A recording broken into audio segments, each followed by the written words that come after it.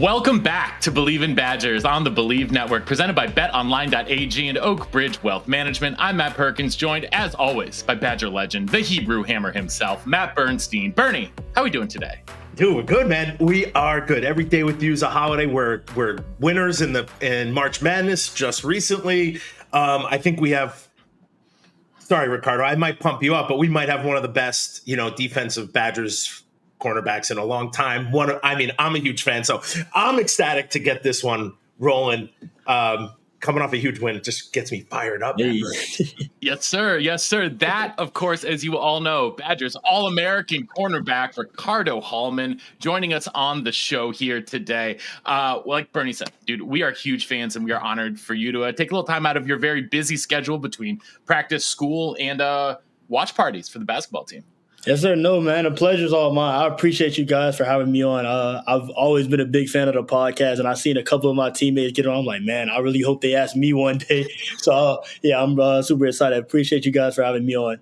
Definitely. Yeah, man, we've been dying to have you on. So this is a little bit of a dream come true for us here, too. So, all right, before we get into it today, I want to remind everyone tuning in that we continue to be proudly presented by betonline.ag, the world's most trusted betting platform and your number one source for betting all the madness. Whether you're a seasoned fan or a first-time bettor, BetOnline is your ultimate game day companion with the largest selection of odds on everything from college basketball and a $200,000 bracket contest. BetOnline continues to be your number one sports betting source. From every Cinderella story to every hat trick, BetOnline has you covered with odds, stats, and more for every game, every play, and every win. BetOnline, the game starts here. We also continue to be proudly presented by our main man, Chris Anicetti, and his entire team over at Oak Bridge Wealth Management. Athletes train hard to be the best on the field, but who's making sure they're winning off the field? At Oak Bridge Wealth Management, we don't just manage your money. We handle your entire financial world. From building a rock-solid financial plan tailored for athletes to paying your bills, budgeting, setting up LLCs, and securing financing for cars, equipment, and whatever else you need so you can focus on your game. If you're a collegiate athlete or parent of a collegiate athlete navigating NIL opportunities, we'll help maximize your earnings and protect your future. Your career is short, so make every dollar count. Oak Bridge Wealth Management, where athletes build lasting wealth. Get in touch with Chris on Instagram at oakbridgewm_Anicetti. That's oakbridgewm_ANICETE, or head on over to their website, oakbridgewealthmgmt.com. That's Chris Anicetti and Oak Bridge Wealth Management. We're going to hop right into it, though. We usually start by going back, so let's go back to South Florida for a little bit. Fort Lauderdale, growing up. How does little Rico get into football? Sort of, how does, where are you starting out? Man, I started playing football since I was been playing football since I was 4 years old. Started off in a really, really big football family, and in South Florida, the football culture is like almost like no other. We breed football players, so I've been playing this since I was younger. I grew up in a football family. My stepdad, who happens to be Frank Gore, he played in the NFL for a very long time. So just having that upbringing and that background, I've been attached to football since I can walk, honestly. So, I mean, he was in the NFL for like 30 years. Yeah. He was there. I feel like he was there my entire almost life. My gosh, that's so cool. So how does how do you start playing defense? Like, how do you choose which one? Is there someone who's like, hey, you should be this one, or you should go this way? And then tell us about how you were so successful that all these teams came knocking. And then tell us how Wisconsin kind of showed up on the board. Definitely. Honestly, it's so crazy. Throughout my whole Little League career, middle school career, I was a big offensive guy. And I kind of played both sides just because I was athletically gifted to do both. But I always loved offense. I always loved scoring touchdowns. It was just something about scoring touchdowns, catching long passes that I loved.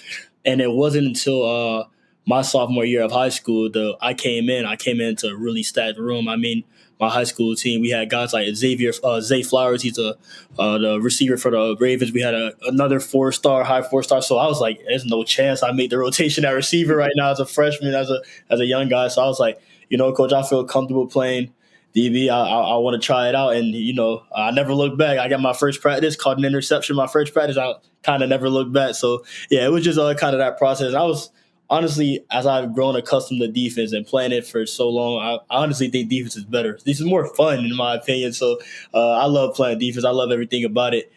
And then just for me, my whole recruiting journey was just so weird.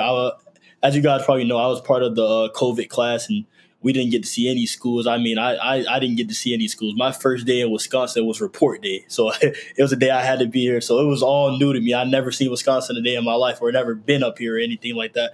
So yeah, during that whole recruiting process, I was lucky to have Coach Leonard. He was able to see me in person before everything shut down, and I had a great conversation with him. He was a person that gave me an offer, and just through the months, just built a great connection with him and a great relationship with him. And I just started building up. And then the guys, they added me into a group chat before I even committed. I had guys like Deacon Hill and Daryl Peterson, who's my best friend now, and just all the different guys that were part of the class. I got in that group chat, and it was nothing but laugh after laugh. And I just felt the vibe was so crazy with them. I was like, man, I think this is the place I want to be. And I also talked to guys like Samar Melvin, who was on the team when I first got here, and Fayon as well. Mm-hmm. And them being from relatively the same place as me, they're all like, man, you got to come here. We would love to have you here. So I was like, man, I think this is the place I have to be. Well, first of all, I love that. I got two questions for you. So Florida football culture's bananas. Do people not play both ways? Do you get kind of put in a track one, like when you were 9th, 10th grader? I think, well, a lot of people do play both ways. It's just the talent's so crazy. It's just like, if you don't have to play both ways, you never will. So it's just like I was blessed to have a really, really good receiver room in high school where I only had to play one day because I know I probably couldn't have done it. I was like too much for me. So, I think I was able to have a really, really good receiver room where I only had to play one way. So wait, Matt Perkins, I have one more question. I'm sorry. I know Matt Perkins. We both get giddy on this show with some of our favorite people. But I got to ask you, you mentioned Jimmy Leonard, who happens to be, I think, one of the best players to ever play. He was in the On Wisconsin magazine's top 11 defensive players. He was a return guy. When he comes to town, like, do you know who he is at the time? Like, do you Google? Like, do you just see like he was a little guy? Like what's the thought process when like a Jimmy Leonard type comes to your high school to take a look at you?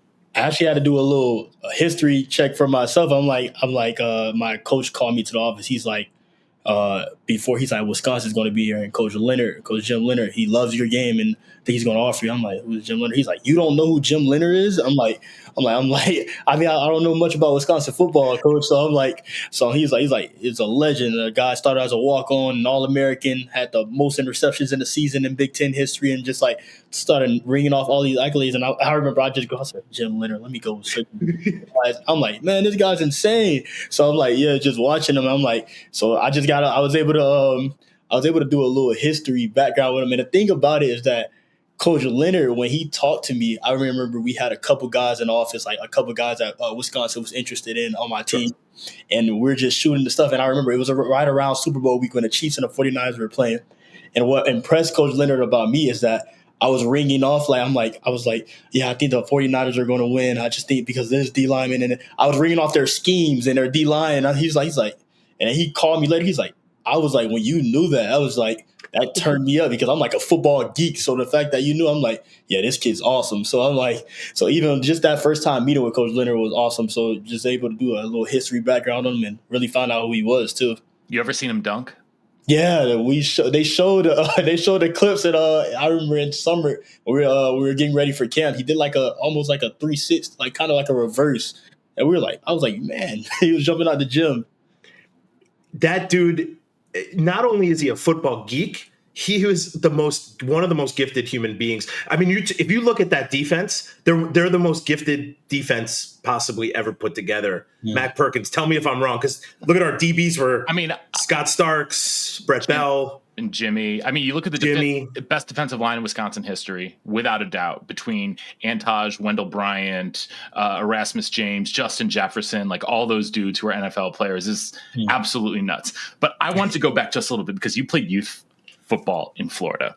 And for those of you who maybe don't know, youth football in Florida ain't like youth football anywhere else in America. Anywhere. Give us a light onto like the craziest thing that happened to you at like a youth football game. Because I mean, I am well aware there's like betting going on the sidelines. There is like serious stakes at these games, like people trying to poach each other, kids from other teams and stuff like that. What's the craziest thing you ever saw at a youth football game growing up in South Florida? it gets crazy. Like I remember one time, fond memory I have, it's like guys are like they're actively betting on the sideline and stuff like that. It's just like I go to the sideline, guy I've never met in my life before. Hey, I got $200 right now for you if you score this drive.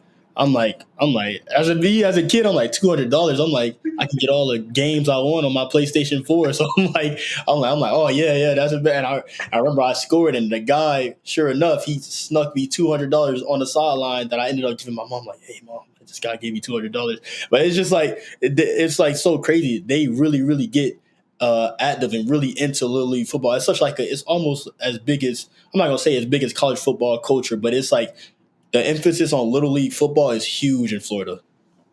So you said you showed up on report day, which is August, July? July, no, June. I think it was June. It might have been June 11th or 12th. One of them. Okay. So you're there so you show up in the summer. You're from Florida. What is your first winter like? Oh, it was a huge adjustment. It's so crazy. There's just a little story about the summer. I came and I remember everybody telling me like, yeah, Wisconsin's like super cold all the time. It's going to be like really cold out there. And I didn't even check the forecast or anything. I show up, I get off the flight. I have on like a huge sweatsuit with like a coat. It is 90 degrees. Yeah, I'm sweating my life off, and I have no other changing clothes. And I'm like, I thought it was going to be cold out here. And my mom was like, yeah, I thought so too. And I don't know why I believe my mom, because she's never been to Wisconsin in her life too. So I'm like, that was just funny. And I remember adjusting to the winter was hard. My first one, I think the crazy thing about me is I've been blessed that in the past couple of years that we haven't had like a really brutal winter. At least not to my knowledge. So I'm like, okay, but the first one was definitely an adjustment because I've never wear a coat in my life, honestly, because I'm from Florida. And then having to wear a coat and then like I go out with a jacket, it's like 30 degrees. People are like, yo, you're crazy. Like put on a coat for you get sick. And then, sure enough, I was sick for like the first week and a half of my first winter here. And I'm like, and so it was hard trying to adjust. But I love it now. I love the winter just because, in Florida, you get summer all year long. And now you get to experience 4 different seasons, actually. So it's really cool. Yeah, no, it's awesome. Like I came from a cold place, but the first time I visited UW was in April. It was April, and it happened to be the first day of spring every year when everyone comes out wearing shorts and skirts and it's warm out. Well, it happened to be that particular day that I was there, and I walk up to the terrace and it's 72 degrees and sunny outside, and I'm like, wait, this is what this place is like? I was told it was going to be snowing. So yeah, I definitely feel that. But when you step on campus, so you mentioned Fan Hicks, you mentioned Samar. Who are some of those other guys like in the room who like take you under their wing to sort of show you the ropes around UW football? Yeah, of course. My freshman year, when I had first came in, like guys Fayon and Samar, and then also Deron Harrell. He's also we had a little bit of family ties there, and I kind of knew him since I was a little bit younger, so I was able to get taken under his wing. And ironically enough, Mon Williams, that was like almost like my best friend when I first came in the bat. He just literally taught me everything. I mean, like from when I came in, just as far as the schedule and getting acclimated to college football, he was like my first true friend when it came to it. So, yeah, that was really cool. So I would say those guys, and then even my sophomore year when the guys, like the older guys, like even though they were transfers, the guys like Cedric Dork, who I was super close with his time here, and Jay Shaw and just Justin Clark, just getting knowledge from them and information from them helped me out a lot in my game. And also just the Badger safeties, Colin, Scotty, Trey Blade, all those guys were huge in my development. Oh, and Nick Herbig as well. I'm trying just to think about everybody. Nick Herbig was a really good friend of mine. He still lives to this day. We still talk a bunch. So, yeah, it was just those guys were huge in my development and just getting acclimated as a Badger as well. So you mentioned some guys, are transfers. I asked this to a bunch of guys because it's hard for my brain to wrap my head around it. But what's it like for someone who's been at a university for a bunch of years to have guys come in and out? Like, what's that feel like? How do you get close to guys so quick? And what's it like when some dude's like, hey man, I'm transferring? And I think that's a super tough conversation, especially when you're close with dudes. And now you got guys moving in and out. Just what college football has turned into. It's like a revolving door. You're gonna have a new team every year, and we kind of understand the beast of it. And I think it's really tough. Like I had one of my best friends, Will Pauling, when he told us he was transferring. we were like, oh, come on, man, you don't want to try to convince them to stay. Like, nah, man, you don't want to do this and stuff like that. But we ultimately know that guys are making the best decision that they think is for themselves, and we got to understand that. But I think as far as, with guys coming in and things like that, it's never really like a really, really hard adjustment, because I think one thing our staff does a really good job is getting the right type of guys, getting the type of guys that fit the culture, that fit the environment. And, that's going to help build this team up instead of tear it down. And they've done a really, really good job of that. And I give a huge round of applause for that to those guys. And, I think when those transfers come in, it's easy because we all have the same goal. They want to be successful just as we are. A lot of them are coming from smaller schools a lot of the time, or even they come from bigger schools where they didn't get the opportunity. They all just come up with the opportunity to prove themselves and take this team as far as they can. So I just think when everybody buys in, it's a lot easier. Well, one of those things that we talked about, actually, we had Coach Collins on a couple of weeks ago, and he was talking about the importance of all these new faces and people sort of getting to know each other and getting to know people outside of their position groups, outside of their age brackets. And so we know he's been pairing people up to go out off the facility, go get dinner, go learn some new stuff about the guys. So who did you get paired up with for some of this stuff? Who have you gotten to know a little bit better this offseason? Who did I get paired up with? So for our first hangout, I got paired up with Joe Griffin, the transfer from Boston College, the receiver, and Brandon Lane. I think he's from SFA. Stephen F. Austin, yeah. Yeah, but I got the opportunity he was like, yeah, just go out to dinner or go out to eat. We just went to Muya on campus because it was right there. And I got to talk to those guys. And those guys were awesome because, as far as Joe Griffin, I probably never had much of more than a 1 minute or 2 minute conversation with him, just because we don't play the same position. We're not around the same spaces most of the time. So just really getting to know him was really cool. And, getting that perspective from an offensive guy and that receiver, and just getting to truly know him and his journey was really, really cool. And likewise with Brandon Lane, just talking to him. And Brandon Lane, he plays D lineman. D linemen and corners don't really talk like that because we live in two different worlds, honestly. So it's just like having the opportunity to talk to him and him opening up and getting to know these guys and their whys and what drives them and how do they get accustomed to football, and how did they get here to UW-Madison? It was awesome, and I think I love that Coach Brady did that to it, because even though it's like, I'm not gonna say a forced thing, it's just like kind of, even though it's a little bit of a forced thing with hanging with new people, it makes you gain so much more respect for everybody, and it really helps you create a real team and a real relationship with those guys. It's almost like you have to build like a relationship in a race car. Like It's not like you get 4 or 5 years with some of these people, because no one really transferred that much 20, 30 years ago. So people's heads are around like that. But now you really you can have guys coming in and out almost all year, right? And you have to be like, how can we get acclimated, and how can they help us, and how can they feel comfortable? And it's really done in like a rocket ship as fast as possible. It's crazy. Listen, you live in a crazy world. I'm just happy that you've stuck and you're playing great football, and like, none of this kind of stuff seems to be distracting, which I feel like it could be very distracting when it's but I think the players have evolved into this world. So that neither here nor there. The defense. We need to talk about the defense because there's a lot going on, a lot of transfers. I think a lot of pieces that we needed last year that we didn't have, or guys were trying to do too much, or not do too much, just step into a role that they might not have been ready for. What have you seen in these last couple of weeks at spring ball that you are like super pumped about? Awesome. I love it.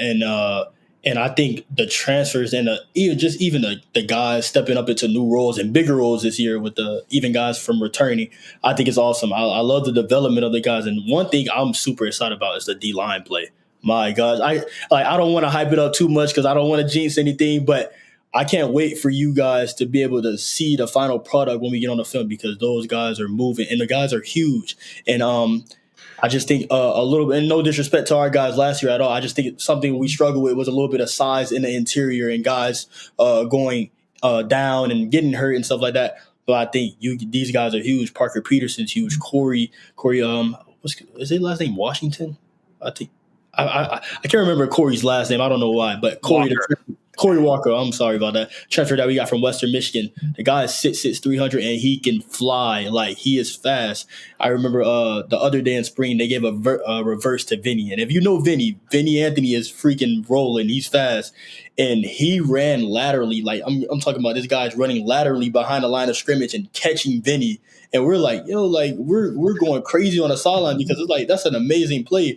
And just these guys, like, they've been so competitive up front. And I love every part of our defense. I'm really excited for the product that I think we can be if we put it all together. I just think I'm really excited about the D-line play. And then I just think in a secondary and even the linebackers, like with guys like Tackett Curtis taking a bigger role this year and Tyler Janzi and just those younger guys who are coming up now and just I just think the production is going to be so good. I think the transfer that we got a really good group. And then the back end, I'm super excited about. Jameer Lattimore is really good. The transfer that we got from Jacksonville State, he's put in a lot of plays. And De'Ani Hill, the transfer that we got from Miami, is super good. And one person I'm also really excited about is Matt Young. That guy, my gosh, he's made so many plays. I remember the first day of spring, he caught like this acrobatic 360 interception that he wasn't even supposed to be in on the play. So he's like, it's just like this. Like, you can't deny him. He's been making all type of plays. So I'm really, really excited for the defense and what I think it can be if we put it all together. He was a turnover machine at 3. Like, he led the nation in interceptions, I think. Yeah. Like, he's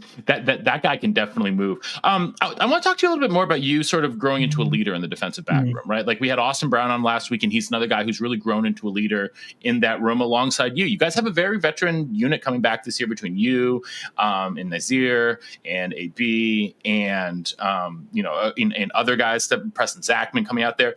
But you've got a fair bit of young guys now. Like some of these freshmen are going to really have to step up. So what are you doing, and what are some of you older guys doing to sort of help them get ready for that?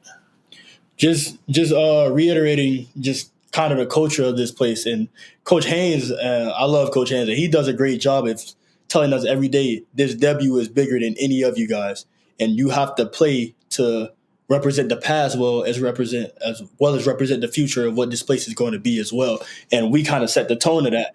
And so just letting those guys know every day, hey, like, you got to attack this because you have as much as a chance of anybody to play meaningful snaps for us this year. So you guys have to get ready. And I just take it back to those guys all the time. I remember when I was a younger guy, when I was able to get some playing time my redshirt freshman year, and I was like, going into the year, I would be honest, like, going into like spring ball, I thought when they brought older guys, I was like, man, I thought I had no chance to play at first. And I was like, when they brought in all these older guys, but I'm like, we need you guys. And but I was so dedicated and so intentional about getting better every day, which is the same mindset you guys need to have because you never know when your number is going to be called.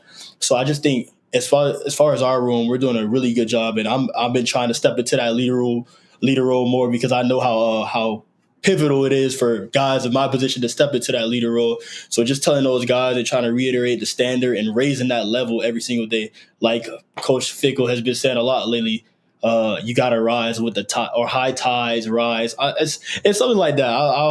I don't know the direct quote, but he talks about just the tide rising and how we as a team need to rise to the level of competition and to the standard need to rise every day. So just preaching that to those guys and making sure, we're not being hypocrites. We're also putting that standard on tape every day as well. Okay, well, you make me happy because touching on the D-line size is huge. I think from what I think last year to this year was a big concern, was the size and the depth. So that makes me happy. Listen, it's never going to get easier. It's only going to get harder. Next year is going to be ridiculous. When they added UCLA and USC, what were you thinking? Were you excited about that? Were you like, man, I want to go to California? Like, what was the kind of the locker room vibe when they started adding 4 new teams? Free trip to Cali.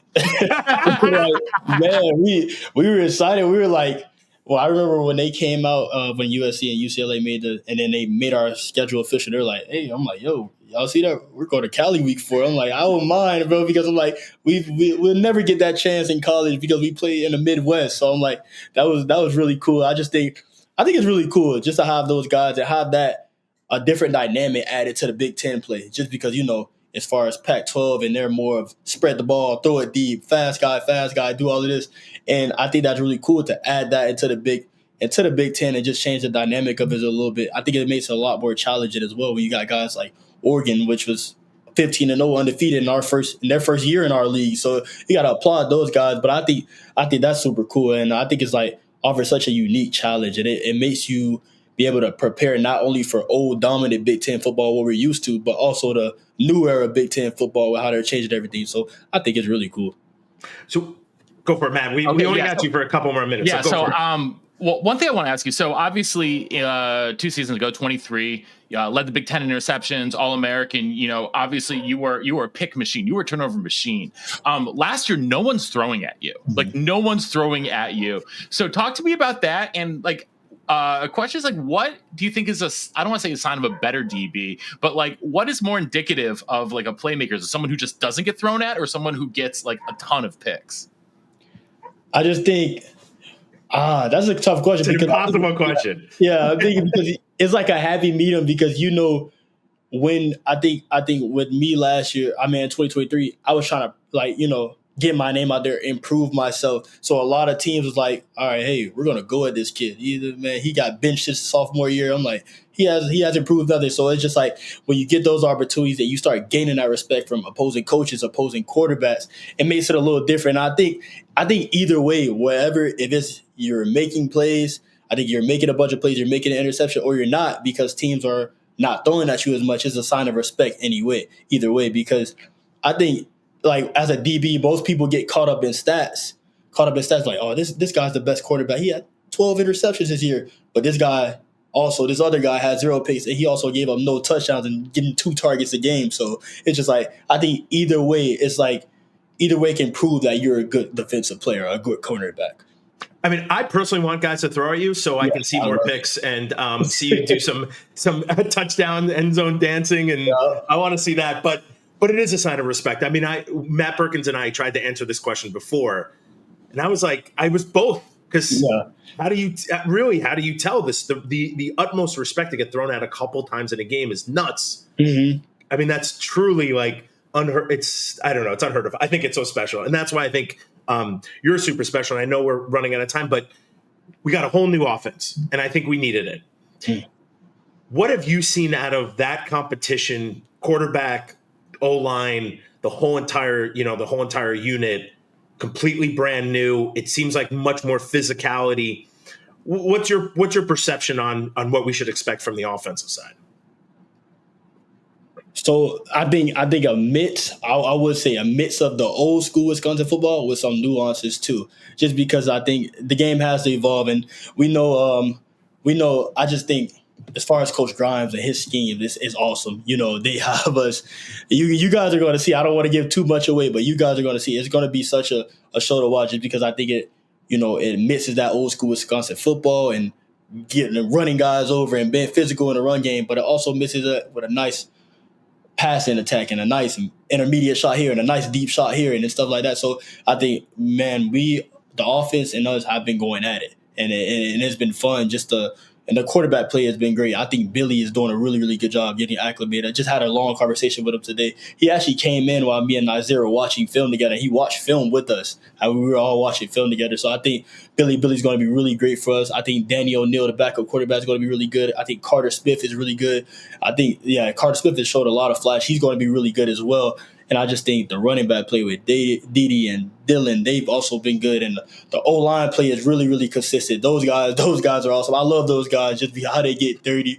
I love Joe Brunner, the way he plays. He's old school, really old school, like bury a guy in the dirt old school all day. So I love the way. I think they're going to be really good. And the receiver play has been really good. I think getting transfers such as Mark Hamper and Jaden Ballard has only upped the competition, up the standard in my receiver room, and I can't wait for you guys to see the. I think this offense is really great, and it's been for us as a defense. It's been, since I've been here, I would say it's been the most challenging offense to go against, because they've caught us off guard. They have so many eye trickery, and they definitely make sure your eyes are in the right place and your mind isn't just wandering out there, because if you're not paying attention, next thing you know, you got a 50-yard bomb going over your head. So it's just like, I'm super excited for what I think the offense can be and their potential of it. I think they have a great group of guys. I think Joe Brunner would have fit in like 1998 playing left guard blocking for Ron. Oh yeah, like that. He's just like cut straight from that cloth. Yeah, definitely. I love the way that kid plays football. So okay, so we're gonna get you out of here with a 6-pack of rapid fire questions like we do with everyone. So we're gonna go ahead and get started. Question number 1: Who's the toughest wide receiver to guard in your college career? Toughest wide receiver to guard, Jaden Reed. Why? I think he was good at all levels. He could catch the jump ball. He could go deep. He could go intermediate. He could go slant. Guy was quick as a hiccup too. So it was, he was good. He was good. If you could sit down and have a conversation and pick the brain of any defensive back, past or present, who's ever lived, who would you want to talk to? Oh, that's a good one. I really like, as this might be a wild card, but I really like Asante Samuel Sr. I just think that's that's probably my favorite corner of all time. Just the way he played, ball hawking ability, how smart he was, and how he played the game. I think that would have to be my guy. What's the last thing you listened to before you take the field? Last thing I listened to, probably a song by a Christian artist. His name is Hovey. He's a rapper. He has this song called Altar, and I love that song. It gets me going. Well, I was going to ask you, but this is not one of my 6-pack questions. But I was going to ask you, you're on your social media, like you're pretty like open about like your faith. What role does that play in your life? Oh, huge. And everything I do, I'm a big firm believer in Jesus Christ as my Lord and Savior. And that's just something I try to take with me every single day. And everything I do, the actions I portray and the words I speak, I think I'm fortunate to know and have the relationship with him and know that everything I have comes from him and his provision. So just kind of that's been a huge part of my life. And I've grown so much and throughout my faith journey, especially in college and being in this place with so many resources. So, yeah, I'm a big, huge believer in my faith. That's awesome. Okay, back to the rapid fire questions. I got 3 more of them. Favorite place you and the boys are going out to eat in Madison on a night off. Where are you going? Oh, that's a good one. You know what? We've been a lot into Texas Roadhouse lately. I love Texas Roadhouse. The bread is so good. Whatever they do to the butter there at Texas Roadhouse. Man, Texas Roadhouse is great. I love Texas Roadhouse. So, yeah, probably Texas Roadhouse. Texas Roadhouse, if you want to sponsor the podcast, just email. Yeah, hey, just let us know. Send us ribs and stuff. Yeah, we'll be okay. Yeah, we'll be just fine. Okay, 2 more questions. You're stuck on a deserted island. What 3 teammates do you want with you to survive and make it back home to safety? For one, Joe Brunner. I know that guy. Joe Brunner, just because he's an aggressive, super, super physical guy. I need brains. I would say Billy Edwards. Billy Edwards seemed really smart. And, a quarterback brain has to be wired a certain way. And I would say last, just can make anything happen out of nothing, I would say my guy DP. He's really resourceful. So I'll say he can come up with ideas really good. And so I would say maybe DP. And he's a good comic relief too. Oh yeah, definitely. All right, last one. All of your coaches are put in a WWE style Royal Rumble. Who's coming out on top? I mean, it's such an obvious answer, but you know what? I'm gonna go with a wild card. I'm gonna go walk out on a limb and say Coach Haynes. Oh, because I think him and Coach Fick. Coach Fick will be the last. Him and Coach Fick will for sure be the last one standing. I would say maybe Coach Fick probably will get the best out of coach, but I got to go with my guy, man. I got to go with Coach Haynes. I love that. I absolutely love that.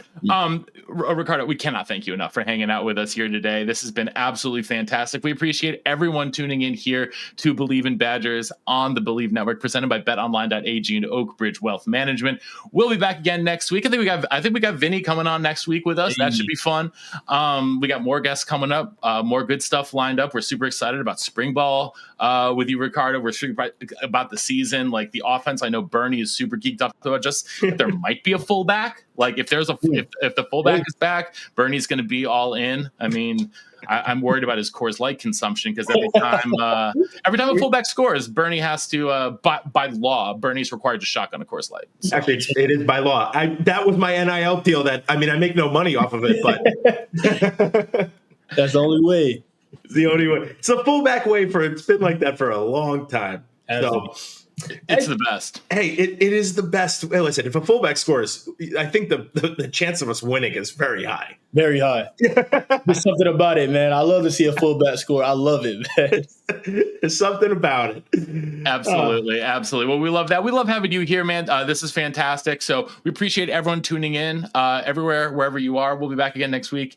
Thanks again. And until next time, on Wisconsin. On Wisconsin. Let's go.